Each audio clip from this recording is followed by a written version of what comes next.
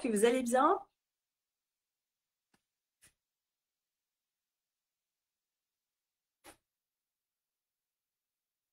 Bonjour, j'espère que vous allez bien. Que la rentrée d'hier s'est bien passée pour ceux qui avaient la rentrée.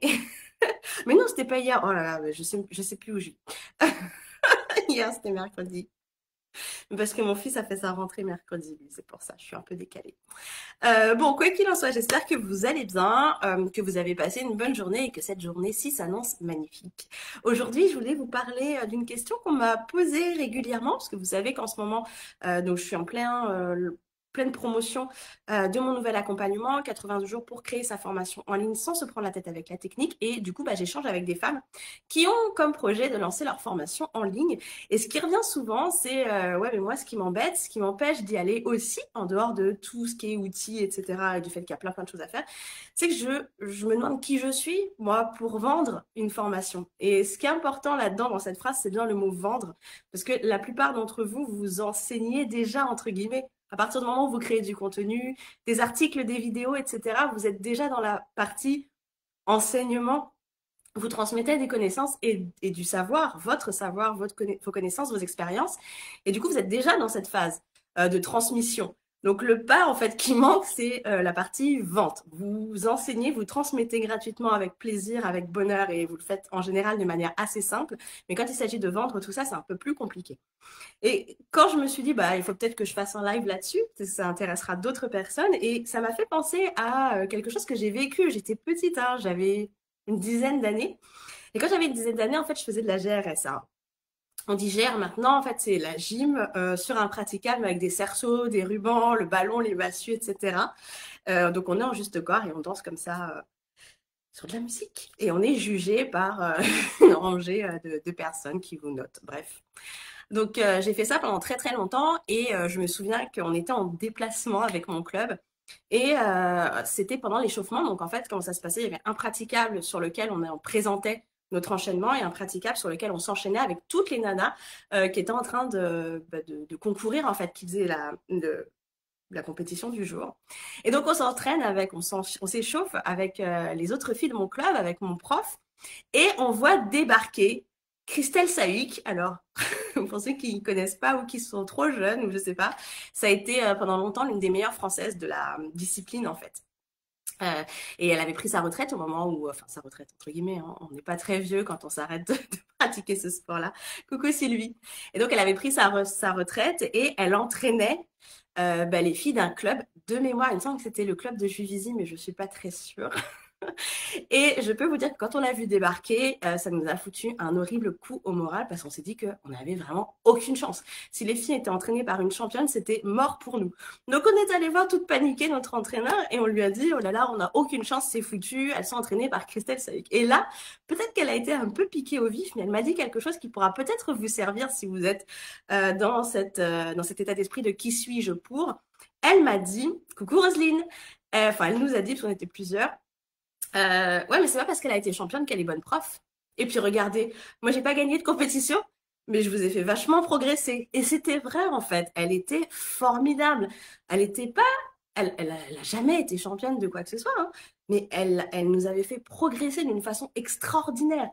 Et c'est vrai que c'est pas parce que Christelle Sahuc avait gagné des coupes et des championnats de France qu'elle était elle bonne pédagogue et qu'elle savait transmettre de manière efficace son savoir et ses connaissances.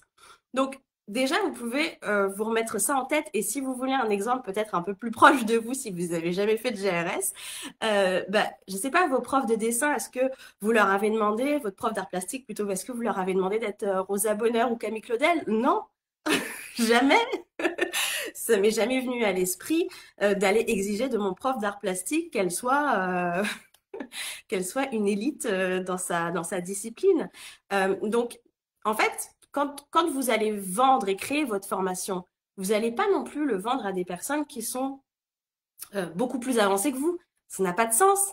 Vous allez l'enseigner à des personnes qui sont un pas derrière vous, qui n'ont pas forcément accompli autant de choses que vous, qui n'ont pas encore expérimenté toutes ces choses-là.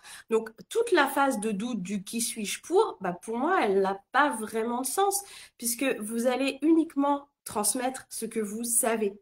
Donc, à partir de là, il n'y a pas comment dire, personne n'est blousé. Il n'y a pas d'arnaque sur la marchandise.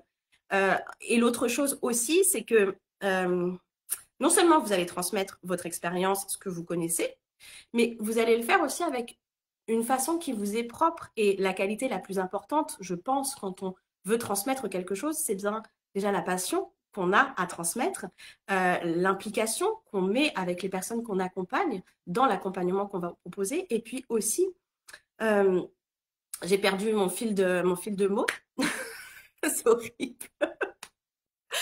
Mais bref, vous voyez ce que je veux dire. Ah oui, et puis la pédagogie et la bienveillance, évidemment. La pédagogie, c'est hyper important parce que c'est ce qui va faire que vous allez être à même de faire comprendre aussi les choses aux personnes que vous allez accompagner et à qui vous allez enseigner tout ça, transmettre tout ça. Donc voilà, je voulais simplement partager ça avec vous parce que voilà, c'était quelque chose qui revenait assez souvent. Donc n'oubliez pas que vous êtes déjà dans cette posture, en tout cas de la personne qui transmet, qui enseigne à travers tout le contenu gratuit que vous partagez, à travers même les petites stories Instagram un petit peu légères que vous pouvez faire, mais à chaque fois, il y a un message quand même derrière, une leçon à tirer. Donc, vous êtes aussi là dans le rôle de quelqu'un qui transmet, qui passe le flambeau, j'allais dire. Donc, vous le faites déjà. Et après, dites-vous que il n'y a pas meilleur que vous parce qu'il n'y a que vous. Donc voilà, par exemple, il y en a qui vont détester les formations dans lesquelles la personne va être peut-être un peu légère ou va être dans le ton de l'humour. Ça va pas du tout lui correspondre. Elle va préférer quelque chose d'un peu plus carré. Bon, bah voilà, c'est pas grave. Mais vous aurez votre propre façon de transmettre et c'est ça qui fera aussi la richesse et le côté unique de ce que vous allez transmettre et proposer. Donc voilà, c'était simplement ce que je voulais vous partager de bon matin avant de me mettre à travailler parce que j'ai une grosse journée qui m'attend. Alors, je vous laisse. Je vous remercie de m'avoir écouté jusqu'au bout. Et puis, je vous dis à très vite. Bye bye. Ah oui, si vous voulez créer votre formation, n'hésitez pas. Vous pouvez me poser toutes vos questions en commentaire concernant mon accompagnement. J'y répondrai avec plaisir. Je vous laisse à très vite. Bye bye.